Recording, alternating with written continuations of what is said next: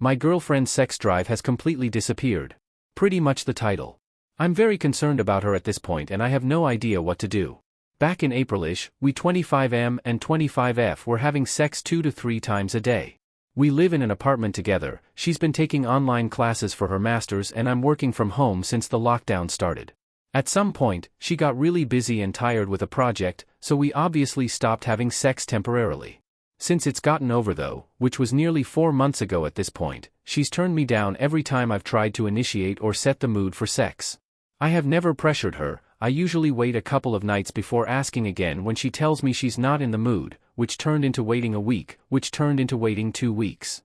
At this point I'm really concerned, we've never gone anywhere near 4 months without sex before, we've both always had pretty high sex drives. At this point it's important to note that I do not press the matter or pester or pressure her in any way. The moment she says she's not in the mood, I back off immediately.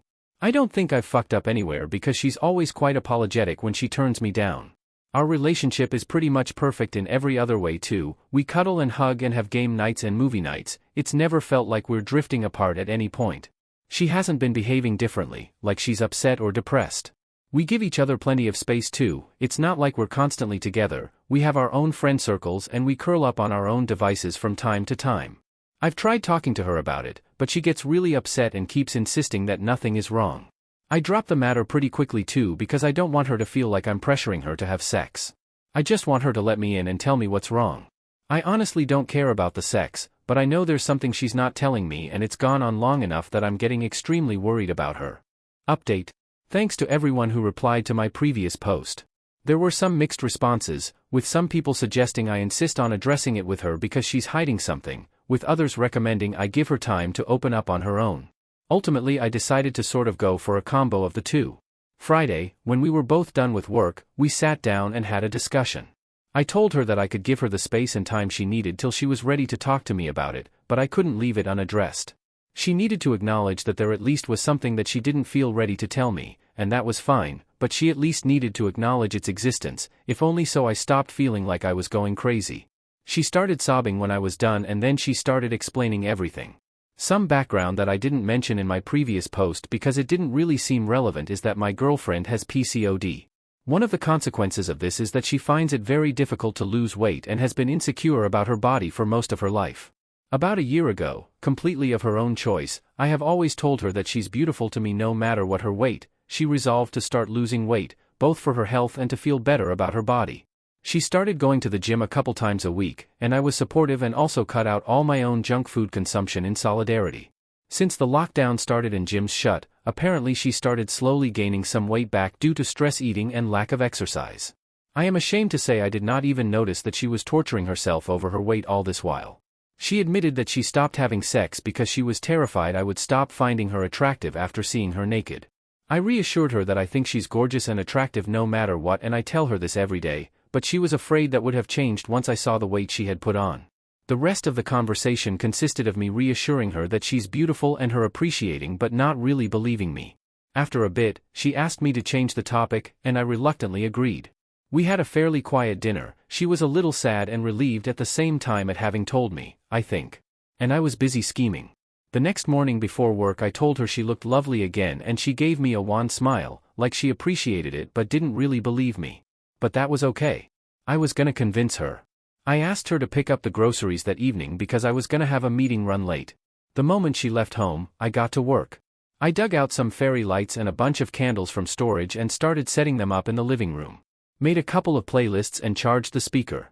Snuck down to the florist and bought a giant bouquet. Some more background, I hate dancing because I suck massively at it, while my girlfriend loves it. She used to go dancing every month or two with her girlfriends before lockdown. I'd join in sometimes because it was worth how happy it made her, but she definitely missed it way more than me. So when she got back, naturally I greeted her with what were probably the most ridiculous dance moves in the history of mankind. I'm not gonna lie, folks. She laughed. She laughed a lot. She took a short video, and we both laughed while watching it later. My movement resembled a 5-year-old practicing kung fu more than it resembled dancing, and I had stuck a rose in my ear for maximum ridiculousness. Totally worth it, though. I have no idea how she ever thought she's ugly, her smile is just so fucking radiant. We danced like idiots for a while before I switched to the slow dance playlist. It was definitely the happiest I'd seen her in a long time. I'd been a bad boyfriend and somehow missed how much she missed everything else. I should have done it months ago. I told her all this. Told her she's the most beautiful woman in my eyes and always will be. And yeah, we had sex. Last night was all about her. She needed to feel special and I had been missing that for too long. I offered to make dance nights a weekly thing afterwards. Kind of as a substitute for the workouts she's been missing, if she wants. She tore up a little, she knows how much I hate dancing. She told me that wasn't necessary. Apparently sex is just as much of a workout as dancing. And we have a lot of missed workouts to catch up on. I'm certainly not complaining. In all seriousness though, I'm gonna dip into my savings a little and order a home treadmill. She can't afford one right now because of college bills, so I'll surprise her with it.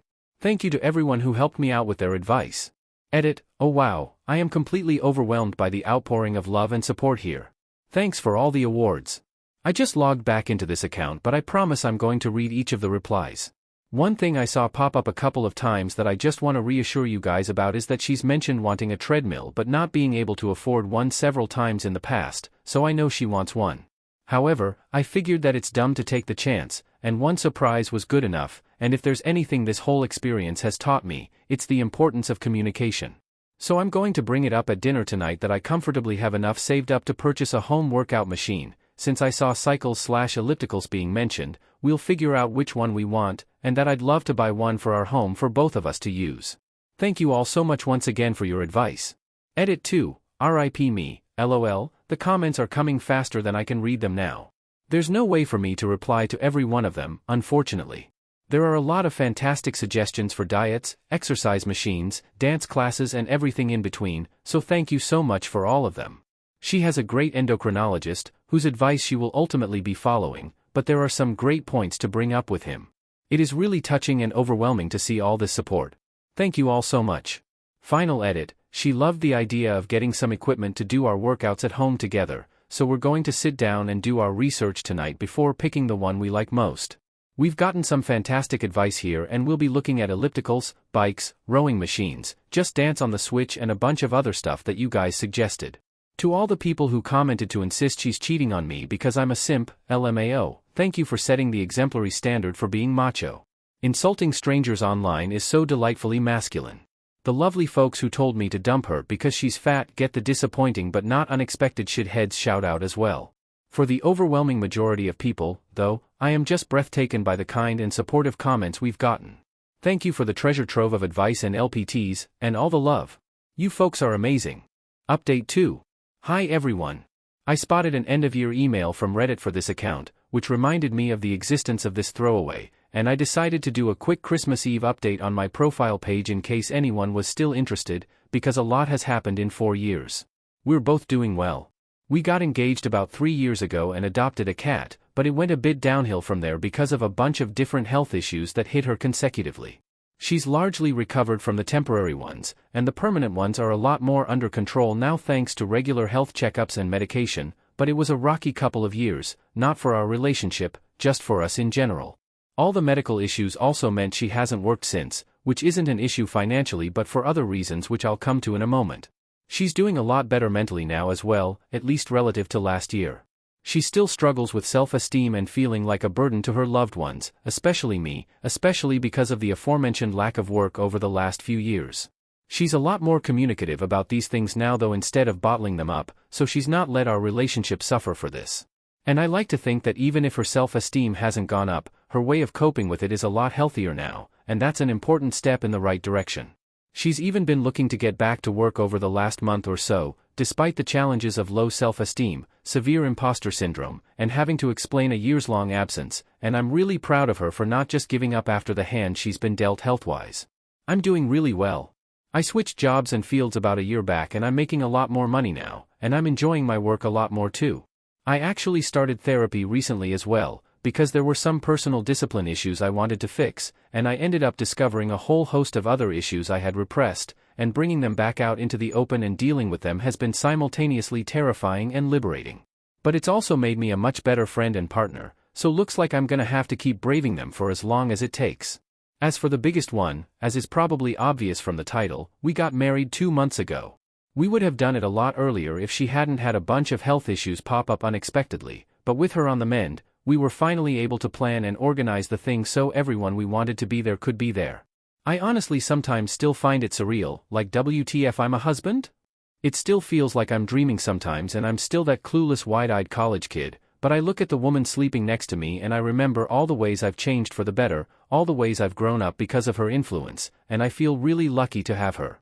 And I know that I, and she, still have a lot more growing up to do, but I'm feeling this overwhelming contentedness within because we get to do all that growing up together. I don't know if I'll update this again, maybe if I get reminded of this account sometime in the future, and something major has happened since.